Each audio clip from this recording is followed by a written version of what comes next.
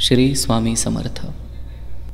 मंडळी, आपल्याकडं भरपूर पैसा यावा सर्वांना वाटतं. आपलं जीवन श्रीमंत आणि आपले उच्च लोकांमध्ये उठणं बसणं असावं असं सर्वांना वाटतं. त्यासाठी सर्वांचे त्यांच्या परीनं प्रयत्न चालू असतात.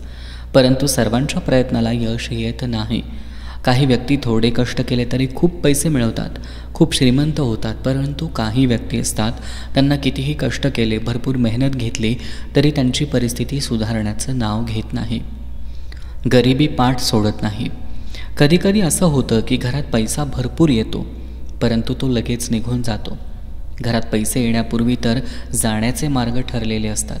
आणि काही व्यक्तींचे उत्पन्न खूपच कमी असतं. त्यांना आपल्या कुटुंबाचं पोषण करण्यासही पैसे नसतात.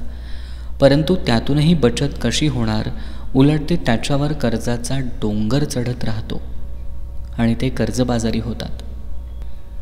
जर तुमचे पण असं झालं असेल तर, आणि या परिस्थितीमधून सर्वप्रथम बाहेर पडायचे असेल, परिस्थितीत बदल करायचा असेल, तर फक्त जो आम्ही आपणास उपाय सांगणार आहोत ते उपाय तुम्ही श्रद्धा भावना मनापासून केले तर नक्की तुम्हाला लाभ होईल. चला तर मग जाणून घेऊयात ते उपाय कोणते आहेत. घरातून मीठ म्हणजेच साक्षात देवी लक्ष्मीचं प्रतीक मानलं जातं. घरातील मीठ कधीच संपूर्णपणे संपू देऊ नका. बरणीत मीठ शिल्लक ठेवा. संपण्यापूर्वी एक नवीन मिठाचं पॅकेट आणून ठेवा. परंतु मिठाच्या बाबतीत काही गोष्टी लक्षात ठेवाव्यात. ज्या दिवशी शनिवार आहे त्या दिवशी कधीही मीठ खरेदी करू नये. शक्यतो मिठाची बरणी अर्ध्यापेक्षा खाली जाऊच नये. त्याआधीच मीठ भरावं. तसंच मीठ नेहमी काचेच्या बरणीत ठेवावं, तर कोणत्याही धातूच्या भांड्यात ठेवू नये. तसेच सायंकाळच्या वेळी कुणालाही मीठ देऊ नये. असं म्हणतात की आपल्या उत्पन्नाच्या 15% भाग भगवंतासाठी, धर्मासाठी अवश्य द्यावा. आपण भरपूर दानधर्म करावा असं नाही. 1 रुपयाचं दान केलं तरी त्या बदल्यात आपल्याला 100 रुपये मिळतात. दानधर्माचे आपल्या शास्त्रामध्ये फार महत्त्व आहे. दान केल्यानं आपले दुर्भाग्य सौभाग्यात बदलते. तसेच अन्नदान केल्यानं घरात कधी अन्नधान्याची कमतरता पडत नाही. आपल्याला शक्य होईल तसं अन्नधान्य, पैसे, कपडे, गरजेच्या वस्तू आपण जे काही इतरांना देऊ शकतो ते जरूर द्यावे. आपण कितीही गरीब असला, आपल्या उत्पन्नात कितीही कमी असली तरी निदान अमावस्या पौर्णिमेच्या दिवशी तरी जरूर दान करावे. परिस्थिती खूप वेगानं बदलत राहते.